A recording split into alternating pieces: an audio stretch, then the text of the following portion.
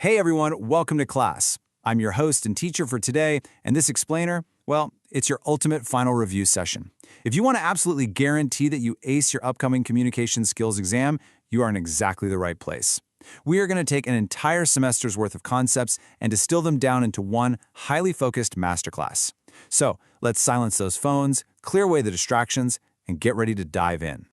All right, grab those notebooks. Here is the game plan. The 5 crucial topics we are going to completely master together before your test. Number 1, foundations and sentence structure. Number 2, the core communication cycle.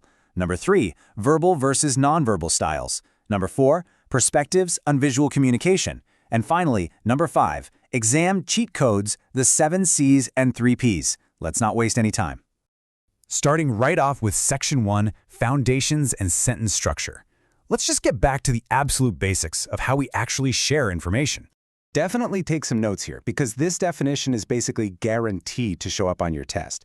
The word communication actually comes from the Latin word communicare, which literally translates to share.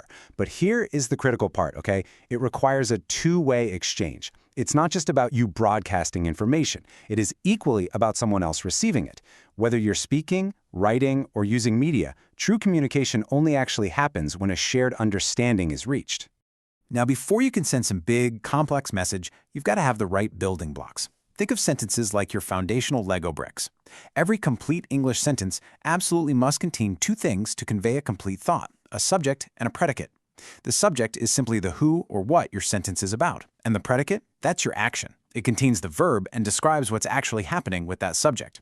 Without both of these working together, your message kind of just falls apart before it even leaves your mouth.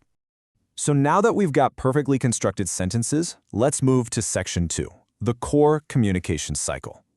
We're going to look at the actual mechanics of how a message travels. This concept right here is absolutely brilliant. The communication cycle operates as a closed-loop system. It's literally the exact journey an abstract thought takes to become a shared reality.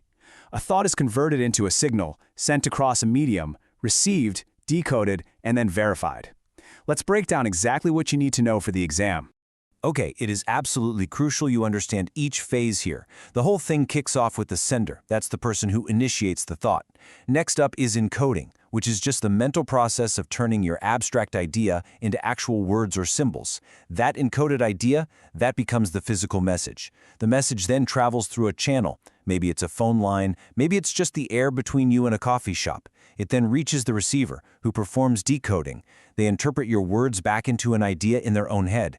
But listen closely, because here is the #1 trap students fall for on the test: forgetting feedback. Without that return response confirming the receiver actually understood what you meant, the sender has literally no way of knowing if the communication worked. Feedback is what closes the loop. Excellent. So we know the mechanics now. Let's jump into Section 3, verbal versus nonverbal styles, and see how we encode these messages every single day. You'll want to contrast these two carefully. They are basically 2 sides of the exact same coin. Verbal communication is what we're doing right now, sharing information using spoken or written words. It's great because you get super fast feedback and it's very direct, but honestly, it relies entirely on you having the correct vocabulary. On the flip side, we have nonverbal communication. And what's crazy about this is that nonverbal cues actually make up the vast majority of our daily communication. We're talking wordless exchanges, facial expressions, hand gestures, posture, and your tone of voice. Think about it. If your words say, "Oh, I'm doing great," but your posture is totally slumped and you're frowning, the receiver is always going to believe the nonverbal message. But what happens when we aren't speaking directly? Or worse, when our own internal biases completely warp the message? Let's get into Section 4, Perspectives and Visual Communication. I really want you to think about this for a second. Sometimes verbal and nonverbal cues just aren't an option. Maybe you're too far away, or maybe there's a massive language barrier. This brings us to a highly effective third method. Enter visual communication. This is the art of expressing complex ideas through pictures, posters, and signboards. It is incredibly powerful because it just bypasses language altogether. Think about how much immediate information a simple red stop sign or one of those yellow wet floor signs gives you. No spoken syllables required. It conveys deep meaning instantly, and honestly, it keeps the whole world functioning smoothly. Now stick with me here because understanding these barriers is a game changer. Even if you use the perfect words or the best visuals, communication can still totally fail. Why? Because of our personal perspectives. They act like cognitive filters. Just look at these factors. Language is an obvious barrier if your vocabularies don't match up. But look at past experience. We do this all the time. We let historical interactions dictate our expectations, getting defensive before the other person even speaks. Prejudice involves fixed, unverified beliefs that completely shut down an open channel. And feelings? Honestly, have you ever tried actively listening to someone when you're absolutely furious or just feeling physically sick? It just overrides everything. To be a master communicator, you've got to identify and bypass these personal barriers. Which brings us to my absolute favorite part of today's review, Section 5, Exam Cheat Codes, the 7 C's and 3 P's. These frameworks are your golden ticket. Okay, so if you want to ace the public speaking portion of your life, which, let's face it, is terrifying for most people, you need a system. Memorize these 3 P's. Number 1, prepare. Seriously, don't just wing it. Think about your topic, analyze exactly what your listeners need, and structure your thoughts. Number 2, practice. Do it by yourself, in front of a mirror. Check your speed, check your volume, watch your body language. And finally, number 3, perform. When the time comes, take deep, controlled breaths to hack your nervous system. Trust in all that preparation and speak with confidence. Prepare, practice, perform. And finally, how do we bypass those tricky cognitive barriers we talked about? Well, here is your ultimate quality control checklist.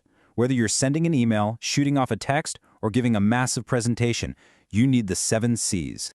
Commit this list to memory for the exam, folks. To be truly effective, your communication has to be clear, meaning you present one focused idea at a time. It must be concise, use simple words, and cut all the fluff. It needs to be concrete, back up what you say with exact facts and figures, not just vague guesses. It absolutely must be correct, proper spelling, proper grammar, you know the drill.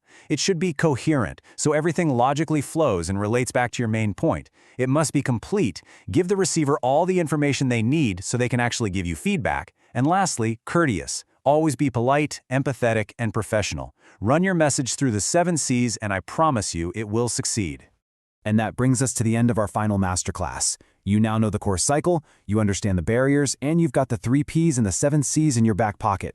You have all the theoretical knowledge. But the real question is, are you ready to go out and perform it in the real world? Class dismissed. Study hard, review these concepts, and remember, mastering this isn't just about getting an A on your exam. It's literally going to change how the rest of the world hears you. Good luck out there.